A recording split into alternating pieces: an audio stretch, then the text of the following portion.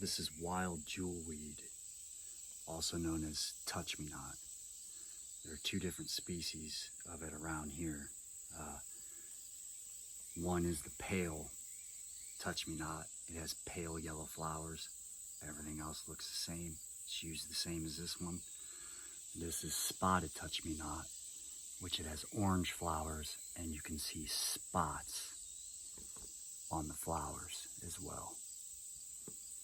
Grows in moist riparian areas a lot, also in moist woods like here, somewhat shady areas. This is a wild edible, which I have not used it as a wild edible. However, you can, if you gather the young shoots when they're only about 6 inches tall, boil them in 2 changes of water for about 10 to 15 minutes, and they are edible. However, this thing is very valuable, this plant, for medicinals. And what it is for, it often grows around stinging nettle and wood nettle, and also poison ivy.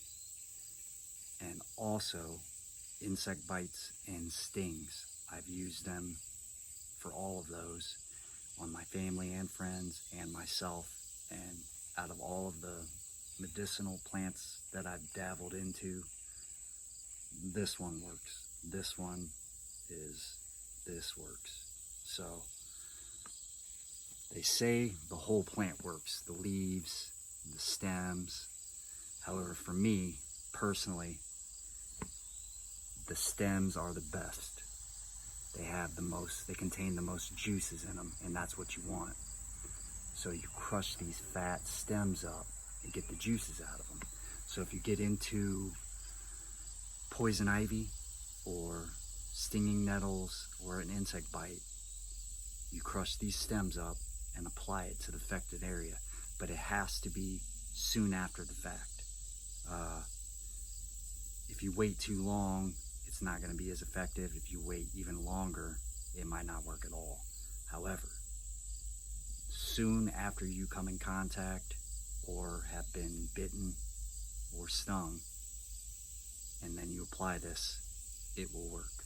I've also made tinctures out of it, put them in a little atomizer spray bottle, and that works as well still, even a couple years later. Again, when I gathered this jewelweed, I cut it at the bottom and left the roots in the ground so that it'll grow. Also, the seed pods on it, that's why it's called touch-me-not. You touch those seed pods, it looks like a little pea pod, and when you touch it, it shoots the seeds out and they disperse. And that's why it has the common name, touch-me-not. So, these stems provide the best part. If you crush them up real good, you see these juices. All these juices are what you want. So then you just crush it up real good,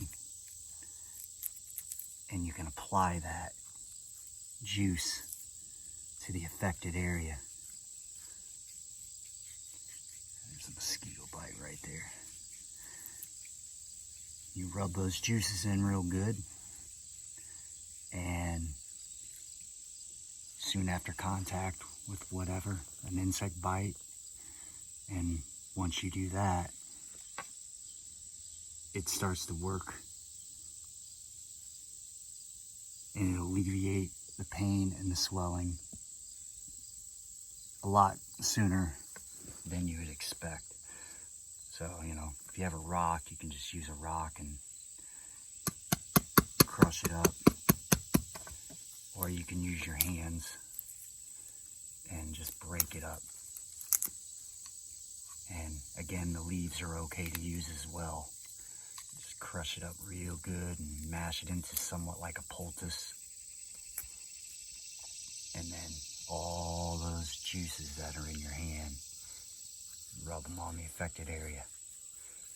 And for me, you can see there's a lot of juices in the stem. So for me, this is extremely valuable medicinal plant to know. It's very common here in Ohio. Jewelweed, common jewelweed, pale touch-me-not, or spotted touch-me-not. It's a great plant.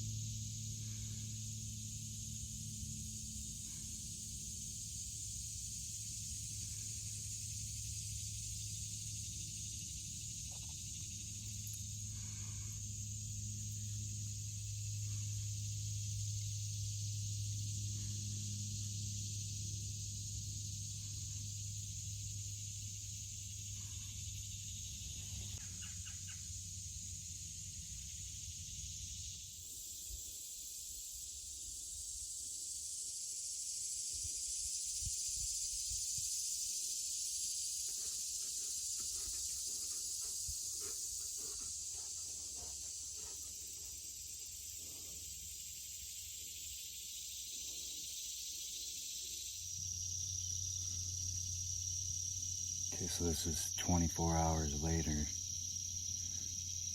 This is where I had it the most. It was right in here.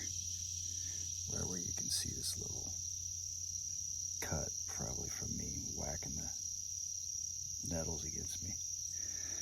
Now I didn't put any jewelweed here, but it doesn't look too bad here, and it's not really itching me. I put jewelweed right in this area, from right around where this cut is and in between here. And there's not much of anything there anymore, and it has zero itch or irritation at all. Now here, all this on my, up towards my wrist, I didn't put any jewelweed on any of this area. And it actually still itches right now when I touch it. Not much, but it still does. So, no jewelweed, 24 hours later, and then jewelweed in here.